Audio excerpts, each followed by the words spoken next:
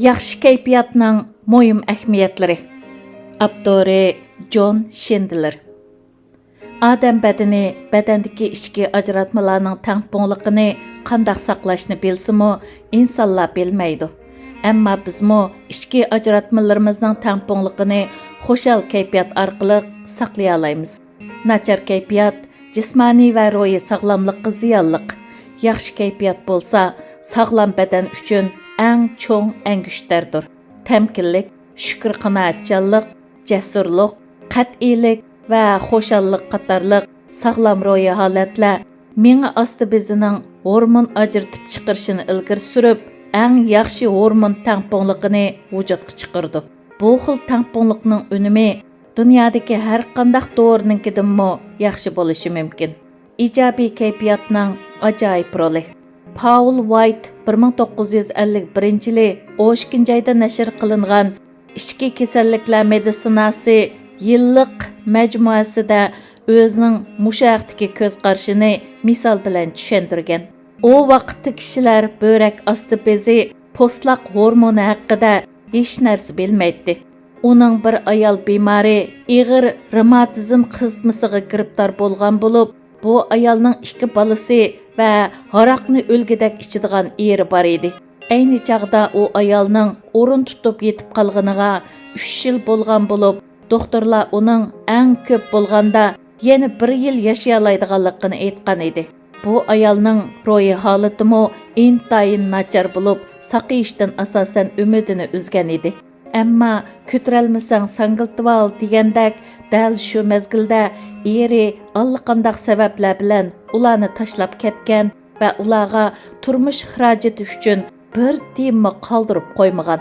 Шуның білән bu ayal барлық бәхтсізлікке тақабыл тұрыш үшін орныдың тұрышқа мәжбүр болған. Шундақла дәл ашу мәжбүрлік сәбәплік түшкін kaypiyatdan құтылған. Доктор White оның кесіліні көргілі барғанда O qat'ilik bilan, doktor, men bir amallarni qilib, yaxshilanishga bel bog'ladim. Men 2 balamni baxmasam bo'lmaydi degan. Doktor White uningga, "Xonim, menmo sizning yaxshilanib ketishingizni umid qilaman. Ammo yuragingiz ko'p harakat qilishga bardoshlik bera olmasmikin deyman" degan. Ko'pchilikka shuni eskartmoqchiman. Doktor White uning yuragining iqtidorini to'van mo'lcharlab qo'ygani yo'q. Uningda kasbiy xodimlar yurakning mavjud ahvolini va kelgusida ko'rilish mumkin bo'lgan masalalarni albatta biladi. Ammo u börak usti bezi postloq hormonining fiziologiyalik ta'sirini, shundaqla ba'zi kaypiyatlarning börak usti bezi postloq hormonining ajrilib chiqishini g'idiqlab, hormonning normalligini ishga oshirish ehtimolligini tuvan mo'lcharlab qo'ygan edi. Chunki yuqoridami qayd qilganimizdek, ayni chaqda kishilar bu xil hormonning mavjudligini bilmaydi. Gerçi doktor White o ayolga vaqtincha o'rnidan turmaslik taklifini bergan bo'lsa-mu, lekin bu ayol jasorat, iroda, qizg'inlik va xo'shallik bilan o'rnidan turib ishlashga boshlagan. Va shu ravishda jafoliq ishlab 2 bolasini 8 yil boqqan. Kuzatishga mayir har qanday doktor o'zining davolash tarixidanmi mushuninga o'xshash misollarni bayqay oladi. Bu xil misollar odatda operatsiyadan keyin ko'p uchraydi. Shifoxonamizdami ilgari mushundaq bir ish yuz bergan edi. Biz yomon sifatlik o'smik giribdor bo'lgan bir bemorga qarta intayin qiyin cho'ng operatsiya qilgan edik. Operatsiyadan 3 kun keyin mas'ul doktor mendan bemorni ko'rib beqishni talab qildi va u uzun yasholmaydigandek turdi dedi. Kasallik ahvolidan qaraganda u haqiqatan uzun yasholmaydigandek qiladi. Men uning yotog'iga kirdim. U xeyli sagak ko'rinsimi, ahvoli yanada og'ir edi. Men, "Henry, bugun qandaroq tursiz?" deb so'rdim. Henry menga qarab, xo'shal kulimsirdi. Uning ko'zlaridan hayotiy kuch urg'ib turadi. Men bunday kuchning qayerdan kelganligini bilmayman. U to'limi samimiy ohangda, "Ahvolim nihoyat yaxshi. Bir necha kundan keyin doktorxonadan chiqaman" dedi. Henry izchil shu holatini saqladi va nihoyat yaxshi asliga keldi. Mencha, agar u kasallik keltirib chiqargan passiv kaypiyatlarning iskanjisida qolgan bo'lsa, allaqachon o'lib ketgan bo'ladi. O'ttir yoshliq yana bir ayol bemormi mangu esimdan chiqmaydi. U kontrol qilg'ili bo'lmaydigan qanash sababidan doktorxonada yetib qilib, salomatligi borgan sir nacharlashib ketgan edi. Har qitim uning kesilini ko'rgili kirganimda, uning hayot qilishidan umid yo'qdek his qilatdim. Lekin har doim uningdan ahvol so'rg'inimda, u hamisha xushalliq va ishonch ilkida. Ahvolim nihoyat yaxshi, yetivermay o'ltirg'im bor. Uzun o'tmayla uyga qaytaman deydi. Darvaqa umma nihoyat tezla asliga keldi. Ammo u allaqanday davolash usullari sabablik emas, balki yaxshi kaypiyat orqali saqaygan edi. Yaxshi kaypiyat va ichki ajratma tangpongligi. Yaxshi kaypiyat kishilarning menga osti bezini g'idiqlab, ichki ajratma tangponligini ishga oshirdi. Lekin hormonni o'kul qilib urganda bu unumga yetkilib bo'lmaydi. Yaxshi kaypiyat badanning muvofiq miqdorda hormon ajratib chiqarishiga turtki bo'lsa, nachar kaypiyat nomuvofiq miqdorda hormon ajratib chiqarishga sabab bo'ladi. Yaxshi kaypiyat mo'jiza yarata oladi. Bizning hormonga bo'lgan tunishimiz hali ham chala.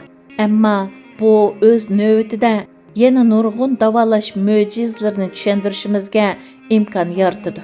Bilimimizning eshishiga agishib, tabiat dunyosi biz uchun qadimkilarning nazardagidinmi necha ming hassa sirliqlashib ketyotidi. Bu haqda bir misol keltirib o'tay. Bakteriyaga qarshi dorilar kashf qilinishdan ilgari bir erning bo'riki yuqumlangan. 1934-yili bu intayin ig'ir kasal hisoblanadi. Yuqumlang'uchi odatda oson terkadigan sapra odam edi. Bu salbiy kaypiyatlar uning badanidagi böğrek üstü bezi postloq hormonining ajrilib chiqishini, ya'ni nomuvofiq darajada g'idiqlab, uning kesilini texmo odatiyotgan edi. Keyin u bemor daxonning oldiga borgan. Daxon bir nimalarni deb yurib, uning kaypiyatini ko'targan. Natijada u qizg'inlik, umid va ishonchga to'lgan. Ya'ni men bularning hech qaysini qila olmagan edim. Uningdan keyin bu xil ijobiy kaypiyatdan ro'yobga chiqqan eng muvofiq ichki ajratma tangpongligi bu odamning badanida eng yaxshi qo'g'dash holatini shakllantirgan. Shu davrda badandagi immunit sistemasi, ya'ni bu xil kasalliklar uchun birdan-bir davolash quroli edi. Keyin u asta-asta asliga keldi. Qandaq chora ishlatishdan qat'iy nazar, kaypiyat yaxshilansila o'xshash unumga erishgili bo'ladi. Muhimi, yaxshi kaypiyatni qandaq shakllantirish emas, balki yaxshi kaypiyatning o'zidir. Bu xil ish insonlar yaratilgandan buyon izchil mavjud bo'lib keldi. Ammo biz uning, ya'ni ijobiy kaypiyatning muhimligini amdilardan his qilishga boshladik. Yaxshi kaypiyat ikki xil shaklda ta'sir ko'rsatadi. Odatda yaxshi kaypiyatning ikki xil unumi bor. Birinchisi, yaxshi kaypiyat jiddiylik paydo qilgan nachar kaypiyatning o'rnini oladi. Ikkinchisi, yaxshi kaypiyat miya osti bezini g'idiqlab, ichki ajratma funksiyasini eng tangpon holatga akladi. Dal mushu tangponlik sababidan kishilar nima degan qaltis tipidagi jo'shqin kaypiyatlarga ega bo'ladi. Ammo biz shuni bilishimiz kerakki, yuqorqi ikki xil unum o'xshashli muhim. Hayotning go'zalligini his qilish, sog'lom turmushning birinchi ochquchi yaxshi ro'yi holatni saqlashdir. Shu vajidan hayotdagi eng muhim ishlardan biri ro'yi holatimizni mashqlantirish va tizginlashdir. Hozirga qadar ma'rifning asosliq maqsadi zehniy aqlimizni kuchlantirish bo'lib keldi. Bu albatta intayin muhim. Halbuki bir odamning zehniy aqli ustun, ammo kaypiyati nachar bo'lsa, uning turmushi yanada echinishli bo'ladi. Agar bu ikkisidan cho'qim birini tanlashga to'g'ri kelsa, hissiy aqli ustun, zehniy aqli tuvan bo'lish, hissiy aqli tuvan, zehniy aqli ustun bo'lgandan yaxshidir. Chunki zehniy aqli tuvan bo'lsa-mu, hissiy aqli ustun bo'lgan kishi texmo baxtli turmush kechirishi mumkin. Tadbiringiz to'g'ri bo'lsa, yaxshi ro'yi holat hozirlash zehniy aqlni kuchlantirishdan ko'p oson. Əməliyyatda hər qandaq adam nachar kaypiyatdan qutulalaydı. Nurgun kişilərinin kaypiyatının nacharlığı rast. Çünki neçə min yıldan buyan biz kaypiyatni tizginlash məşqiga izchil sal qarab keldik. Xulasa, sağlam kaypiyat və nachar kaypiyat ikkilisi menga asti beziga zo'r darajada ta'sir ko'rsatdi.